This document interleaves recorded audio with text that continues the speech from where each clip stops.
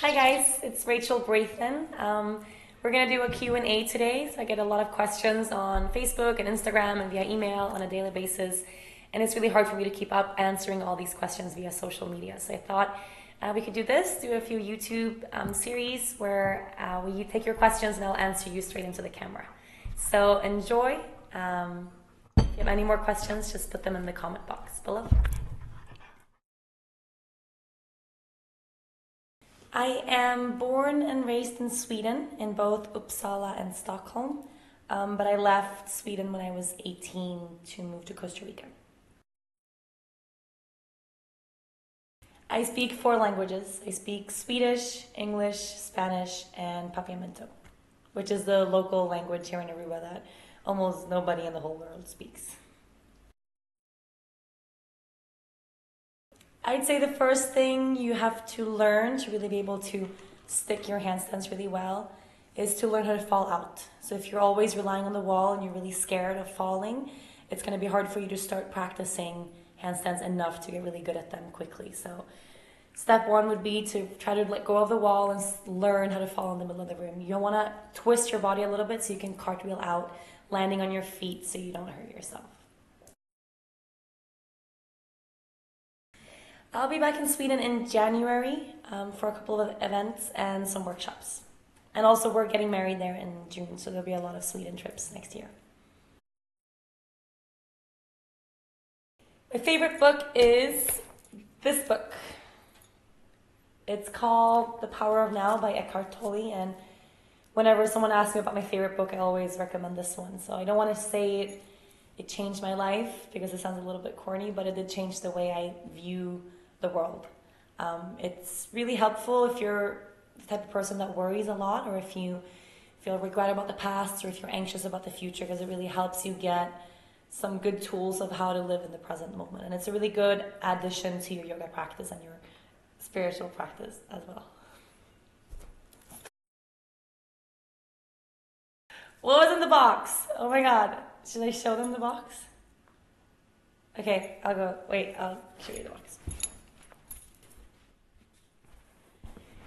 So I didn't want to tell you guys what was in the box on Instagram because I didn't want to have another fight about sweatshops and child labor.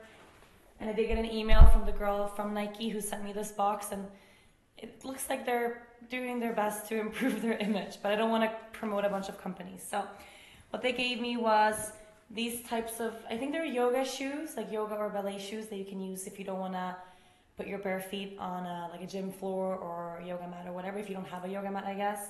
And also these little ribbons you can tie up your calves. And then these types of shoes, I think you want to wear them outside. I didn't use them yet, so I don't know. And I also got a really cool purse that I put somewhere else. But that's what's in the box.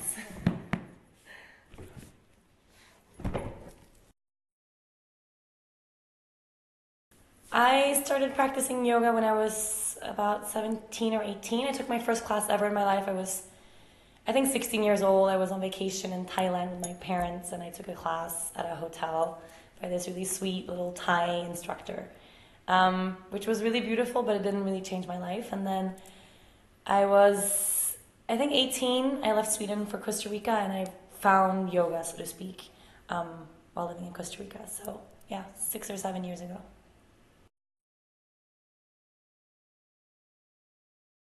I think that's a really great question, and I get that question a lot. I think Instagram is a really good tool for inspiration for your physical practice. So it's great to be able to look at these very advanced yogis and teachers and practitioners for inspiration and motivation on where to take your practice and new things you want to learn. However, I don't think Instagram is a good tool for teaching anybody yoga, the physical aspect of yoga or the asanas. So if you can convey the spiritual aspect of yoga in a good way and focus on the feeling of it, not just on what it looks like or fitting your body into a shape or a mold, I think Instagram could be great. But I do get a lot of emails from people that injure themselves trying crazy stuff off of Instagram, so I don't like to promote the challenge part of Instagram or the pure physical aspect of it. So if you can just find as much body awareness as you can and feel in your own body what's good for you, you can use Instagram for inspiration without a problem. Okay, so the beauty product question I get asked a lot. I don't use a lot of beauty products at all. Whenever we go to the States, I stock up on organic shampoo and conditioner and stuff like that. I'll buy whatever you can get at Whole Foods. I like Alba Organics, I think it's called Avalon, and Jason Organics are really good. But some things I do use are these. So something I use on a daily basis is argan oil, which I really, really like. I put it in my hair. At the ends of my hair get really dry. I'm in the ocean a lot, so it's really nice for that. It doesn't make your hair heavy or greasy. It just gives it a really good shine. And then I like to use the Valera oils, or how do you pronounce that? I don't even know. This is a hawthorn oil I put on my body if my skin gets dry. I use rose water, just a regular rose water you can get anywhere. I spray on my face in the morning when I wake up. And then I like to use shea butter for my hands if I'm traveling. This is a lavender shea butter, which is just really simple, super natural, nothing crazy. And if it's, one thing I absolutely do love, I don't use perfume. I try to stay away from chemical products as much as I can, but this little essential oil blend, it's Pacifica, and it's called Malibu Lemon Blossom, and I've used it for, 10 years or something, and it's all I use for fragrance, and it smells delicious. But that's all the stuff that I use, really.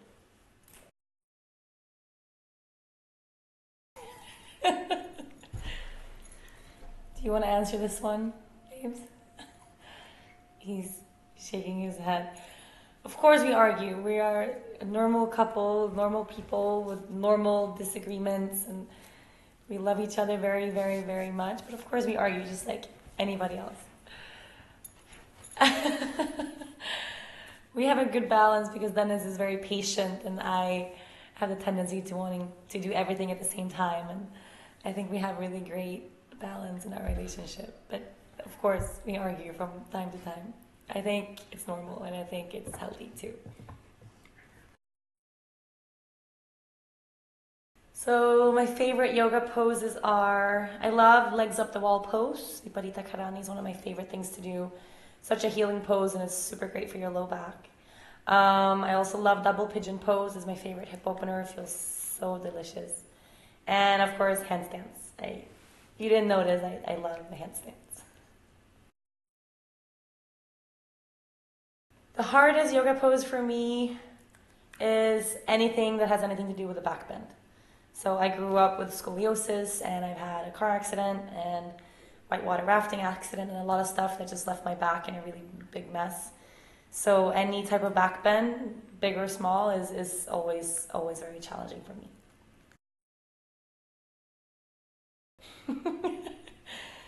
What's my real job? Well, my real job is doing yoga. I get that question all the time. People wonder, how do you travel the world and how do you just stretch on the beach for a living, which is, yes, a stretch for a living, but it is a real job and it does take a lot of effort and a lot of time, but it's a dream job and I'm really happy to be a traveling yoga instructor, of course.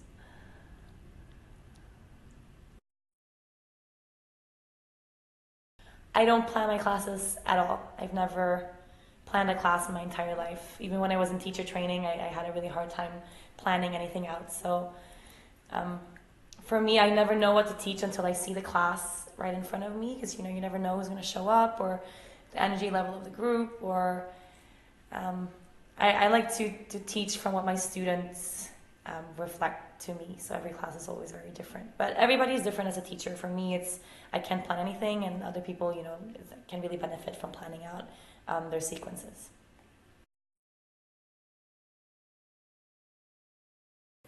This is why I only talk about Ringo. Oh my god, stop. So I do talk more about Ringo because Ringo is the newest dog. We've only had him for 5 months. He's a little puppy. We love all of our dogs equally. I've had Kila for almost, for 5 years, and I've been with Laika for 4 years, and we've had Pepper for 3 years. Ringo's just the novelty of the group, and he has a super funny personality, and he's also the only one who's small enough that he can travel with us, so that means he's a little bit more interactive with our lives when we travel. But we love our puppies the same. For a new practitioner, this is a really good question. So My biggest advice that I can give is try to be really patient with yourself. Don't worry about reaching to a special point, and don't worry about perfecting all these poses. Just focus on feeling good in what you do. I like to say that in my classes a lot. Don't focus on what the pose looks like, but focus on what the pose feels like. So we all begin from where we are. Everybody has a different background. Everybody feels different in every single pose. Also, don't be nervous to take classes. Everybody's way too busy worrying about themselves to care about what other people do in class. So take it easy, be patient, and start as soon as you can. It gets easier and easier.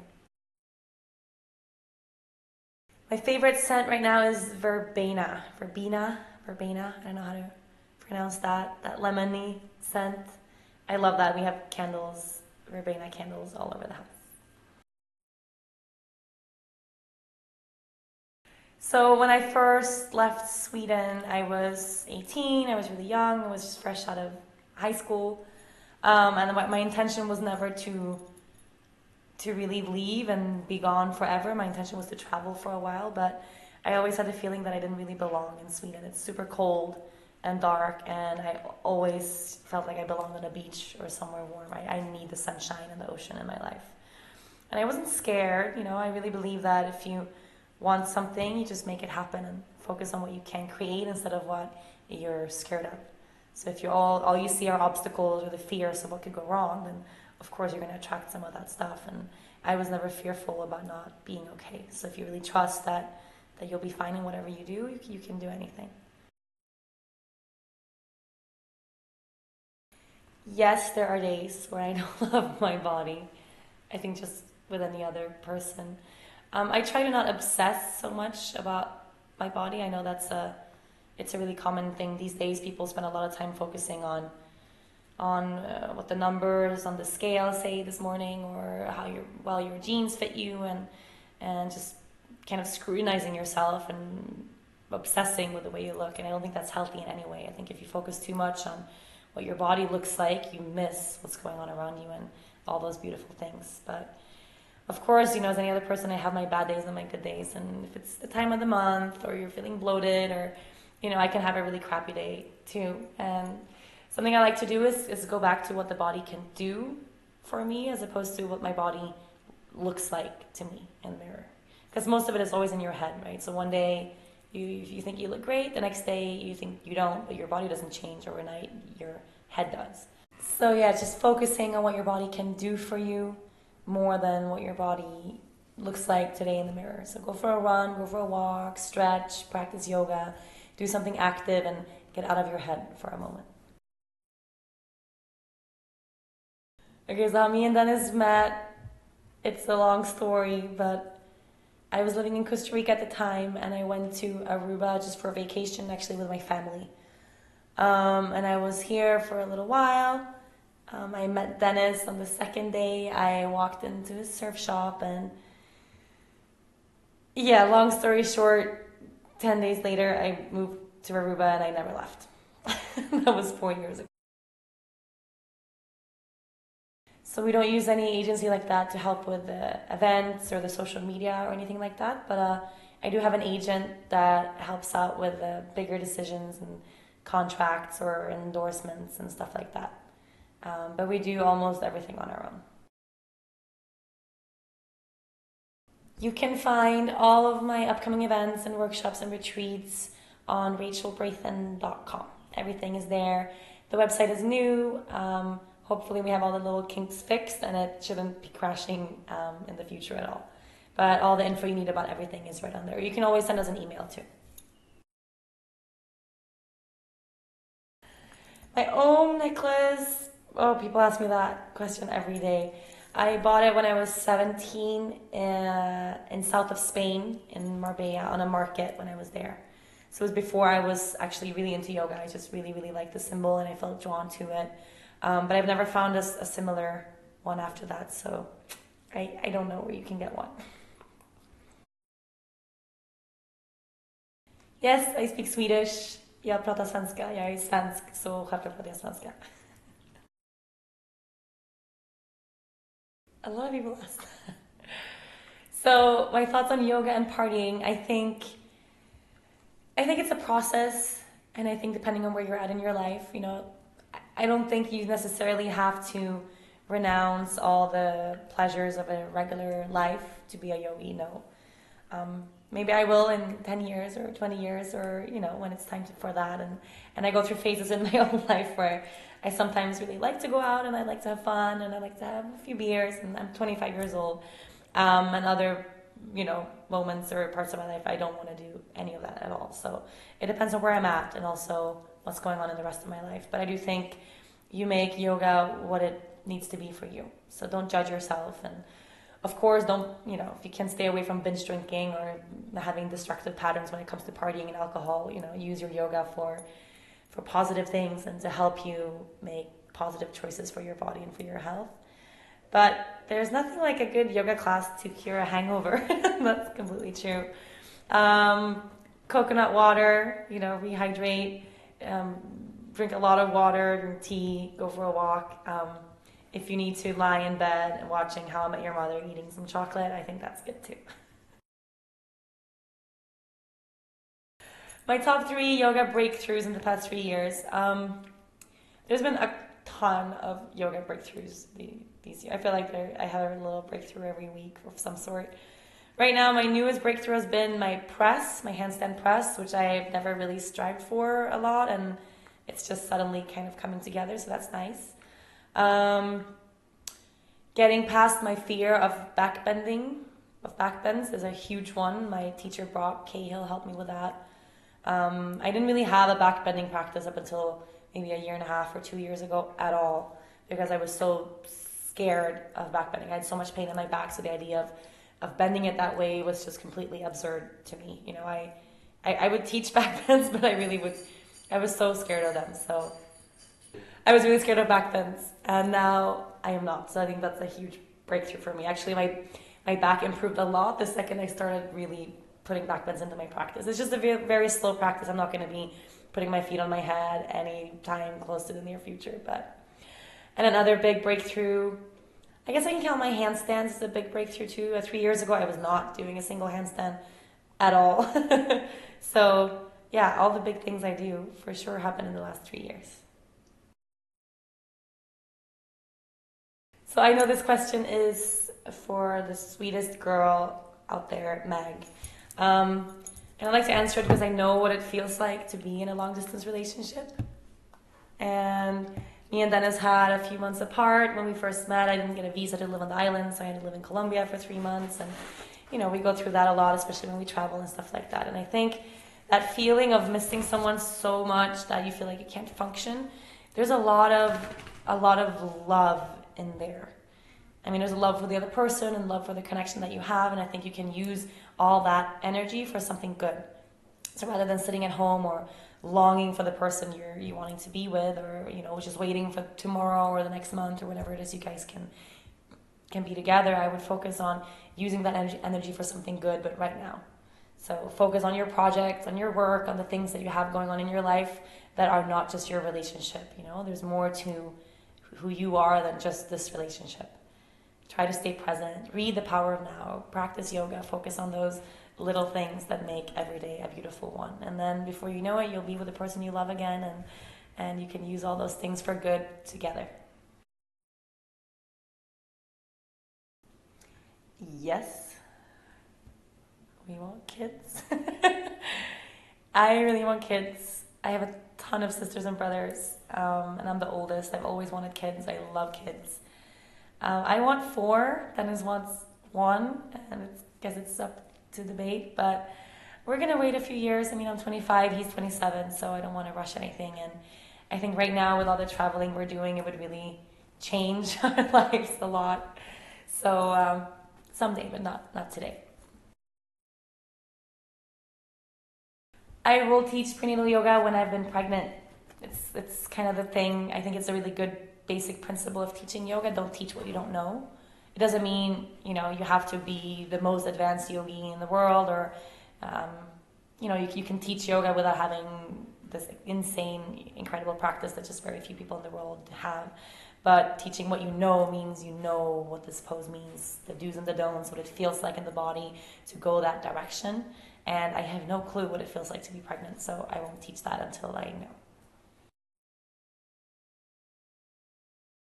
Today I had a huge cup of green tea, and then I ate Greek yogurt with honey and some gluten-free granola that I got the other day, and a ton of pineapple. And then I had another cup of tea, and then, don't judge me, I ate this weird chocolate that Dutch people eat at Christmas because it's so delicious. And that's all I ate today. So it's really difficult to stay healthy when you travel. I know this because we travel a lot. I always bring my yoga mat wherever I go, really wherever I go. There's a great mat that I have. I think it's from Manduka. It's one of their newest ones, and it's so thin it actually folds into a little square like this. You don't even have to roll it, just fold it. You can put it in your purse, and I roll my mat up wherever I go. Another thing you can do to be a healthy traveler is to try to drink as much water as you possibly can. So I know it can be quite, annoying if you have to go to the bathroom the whole time when you're on a plane, but drink as much water as you can. You're gonna feel much better when you arrive and throughout the whole entire flight. I also love to use essential oils. I have an essential oil blend, like a travel blend that I use, which is a mist. It helps to balance your hormones a little bit and helps you to de-stress. And also just bring your own food. I cook before I travel, and I pack my own little boxes of food, so I always have something really healthy and nourishing that fills me up, because you can't rely on airplane food ever. So those would be my biggest tips. I'm 5'8", or 175 or 174 in centimeters, so I'm a lot taller than a lot of people think. And I know people asked about Dennis too. Then Dennis is 6'4", so we're tall people. So my advice for someone that's a new teacher, first of all, don't freak out, try to not panic, don't be nervous. Or actually be nervous and just try to accept that everybody's going to be nervous in the beginning. When I started teaching, it took me a year to be really comfortable in all my classes. It's a new thing, you're going to be a little bit scared to do it in the beginning. The more you teach, the easier it gets, so it's a practice as well. And I like to always say, don't think that you're going to come out of your teacher training a finished teacher. Teacher training is the first steps that you do to become certified and to learn the things you need to know. But your real training as a teacher starts when you start teaching. So I say you need at least 6 months of solid teaching to start to feel comfortable and like you know what you're doing. Also, try to find your own voice. Try to be yourself. I think when the person you are off the mat or outside of being a teacher, when the person that is you can really blend in with the person you are as a teacher, that's when you'll be really in harmony in the classroom. And I think, so when I started teaching, for instance, I was trying to put on this role of being a very silent, holy, stoic type teacher, because those were the teachers I've had in my life before. They were all Ashtangis, and the types of classes they used to take were very, very strict, where there's silence, and you follow a strict series of poses. And I try to be this person of being a very strict, quiet teacher, and it didn't really fit with who I am as a person.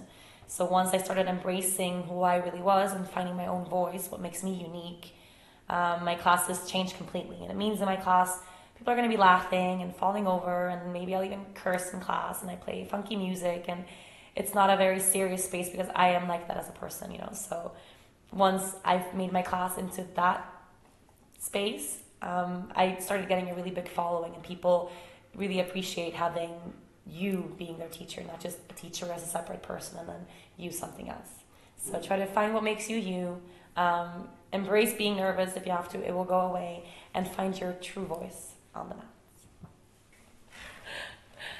Thank you guys so much for watching. So as I said, if you have any more questions, just put them in the comment box below, and I think we'll do a few of these little question and answer series. If you'd like something more elaborately explained, you can ask that too. We'll be doing a lot more of YouTube videos in the future. And don't forget to subscribe. Bye.